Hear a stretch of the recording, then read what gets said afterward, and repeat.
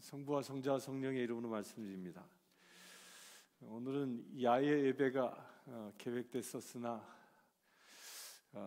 일기가 아주 험해서 실내로 변경했습니다. 비록 이곳은 야외가 아니지만 마음만은 우리 소풍 온 기분으로 예배를 드릴 수 있게 되길 바랍니다. 우리 애찬 후에는 체육관에서 레크레이션도 하고 선물도 받고 하는 시간이 있으니까 모두 끝까지 참여하길 바랍니다. 그래서 야외 예배를 드리고자 하는 그런 마음으로 제 복장도 캐주얼하게 입고 예배를 드려봅니다. AD 2세기경에 그 서머나의 그 교회에 목회를 하였던 폴리갑이라는 목사님이 계셨습니다. 그분이 하루는 이 종달새 한 마리와 같이 이렇게 놀고 있었습니다. 그러자 이 새와 놀고 있는 폴리갑 목사님을 본 그 지나가던 사람들이 이렇게 얘기합니다. 어째 그 목사라는 분이 어떻게 새와 놀며 시간을 허비하고 있나, 이렇게 비아냥거리고 지나갑니다. 그러자 그 소리를 들은 이 폴리갑 목사님이 아주 빙그레 웃으면서 이렇게 얘기합니다. 여보게, 활도 이게 쓰지 않을 때는 줄을 이렇게 풀어놓는 법이야. 항상 줄을 메어두면 활에 힘이 없어져 화살이 멀리 날아가지 못한다네 라고 대답했습니다.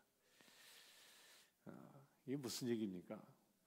우리가 살아가면서 우리 인생에 휴식이라는 것이 참으로 중요하다라는 겁니다.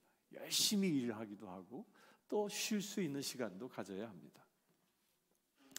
만약 이 휴식이 없다면 우리 인간은 피로가 누적돼서 과로로 쓰러질 수 있고 또 병이 걸려 와병할 수도 있습니다. 그래서 우리 하나님도 우리에게 밤과 낮을 주시고 밤에는 뭐 하라고 했습니까? 편히 쉬라 했습니다. 그래서 구약 시대에는 안식일이라는 것을 마련했습니다. 당시에도 이 안식일에는 만약에 일을 하게 되면 돌을 맞아 죽게끔 아주 엄하게 안식일을 지켰습니다. 그토록 하나님은 우리에게 휴식할 것을 중요하게 권고하신 것입니다. 그런데 휴식과 게으름은 다른 얘기입니다. 부지런히 사는 사람에게 주어지는 귀한 선물이 뭐냐? 그게 휴식이라는 겁니다. 하나님께서도 우주 만물을 창조하신 다음에 일곱째 날 뭐 하셨죠? 일곱째 날 뭐 하셨습니까? 안식하셨습니다. 쉬셨습니다. 그래서 우리 사람들에게도 이 적절한 휴식이 필요하고 주님은 쉬라고 말씀한 겁니다. 축구나 농구나 이렇게 운동 경기를 하는 사람들도 중간에 어떻게 돼요? 전반전 뛰면 중간에 휴식 시간을 갖지요. 그리고 후반전을 띱니다. 우리의 신앙 생활 가운데서도 이런 시간들이 필요한 겁니다. 긴장감을 풀고 또 잃어버린 하나님의 형상을 회복할 수 있다면 이 회복의 시간 될 수 있게 되길 축원합니다. 오늘 읽은 시편 말씀에는 주께서 지으신 것들이 땅에 가득하다고 말씀합니다. 이 땅에 가득한 게 뭘까요? 하나님이 지으신 것, 그걸 보고 자연이라고 얘기합니다. 자연은 하나님께서 우리에게 주신 첫 번째 예배 장소입니다. 첫사람 아담이 어디에서 예배를 드렸을까요? 아담이 훌륭한 성전을 짓고 예배를 드렸을까요?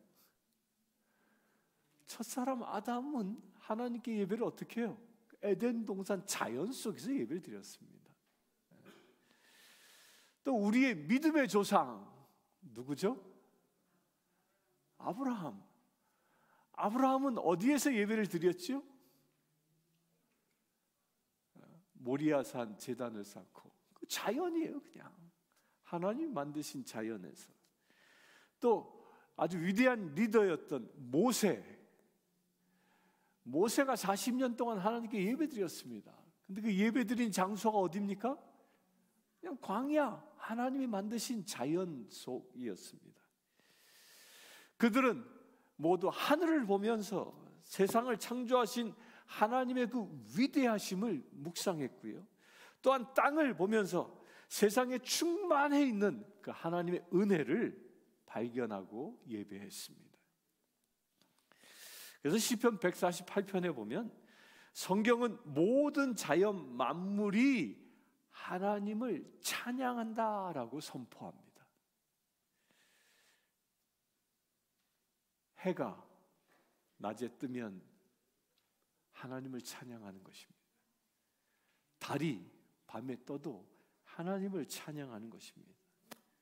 나무가 땅에 심겨져 있어서 무엇합니까? 하나님을 찬양하는 겁니다. 꽃과 풀이, 그리고 다양한 동물들이, 심지어 작은 풀벌레들까지도 무슨 소리를 들립니까? 하나님을 찬양하는 존재라는 겁니다. 곧 주께서 지으신 모든 창조물들은 무엇을 하라고요? 하나님을 찬양하는 것입니다. 단지 우리 인간은 그 소리가 들리지 않을 뿐입니다. 왜냐하면 자연은 우리처럼 목소리를 내어 찬양하는 것이 아니라 자신들의 존재 자체로 하나님을 찬양하기 때문입니다. 자연은 하나님이 지으신 모습 그대로 지어진 방식과 그 목적에 따라 존재하는 것입니다. 해는 낮에 빛을 발하고 또 밤에는 사라집니다. 그것이 하나님을 해가 찬양하는 방법입니다. 해가 해답게 살아가는 것이죠. 그런데 만약에 해가 하루 종일 지지 않고 24시간 쨍쨍 뛴다고 생각하시죠. 살기 쉽지 않을 거죠. 나무도 마찬가지입니다. 나무는 푸르르게 자라서 그늘을 만들어주고요, 또한 새들의 안식처가 되어줍니다. 나무는 나무답게 존재함으로 인하여 하나님을 찬양하는 겁니다. 하늘에 떠다니는 구름들도 그 하늘에 떠있는 존재 자체로 하나님을 찬양하는 겁니다. 하늘을 날아다니는 새들도, 우리가 쉽게 보는 저 잔디들도, 또한 작은 풀벌레도 모두 존재 자체로 하나님을 찬양하는 겁니다.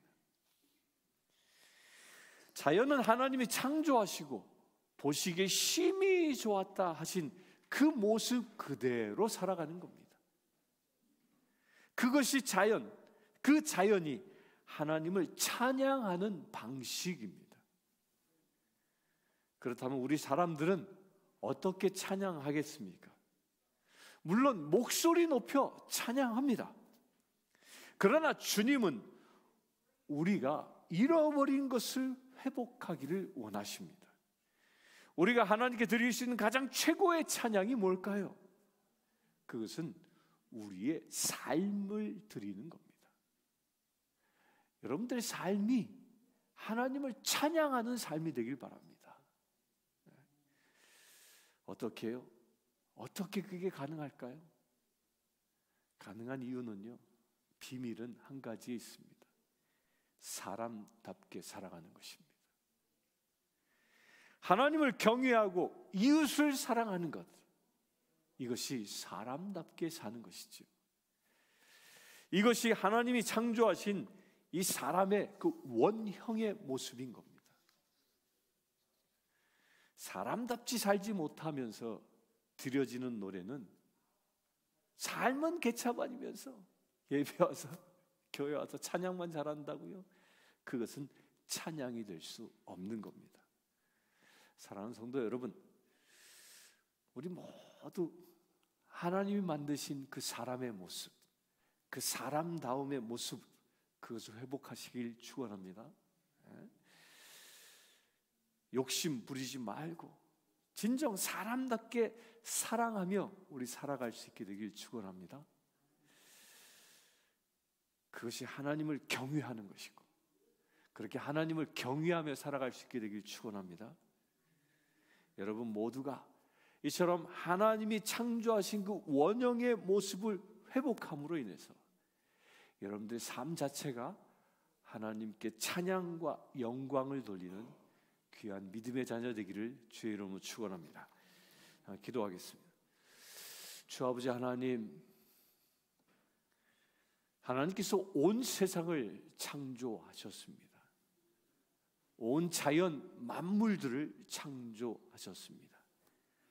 그 모든 자연 만물들이 지금 하나님을 찬양하고 있습니다. 주님, 그 자연 만물들과 더불어 우리 또한 주님을 찬양하는 존재 되어지기를 원합니다.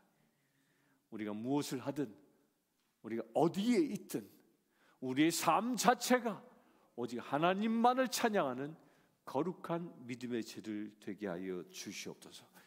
우리 주 예수 그리스도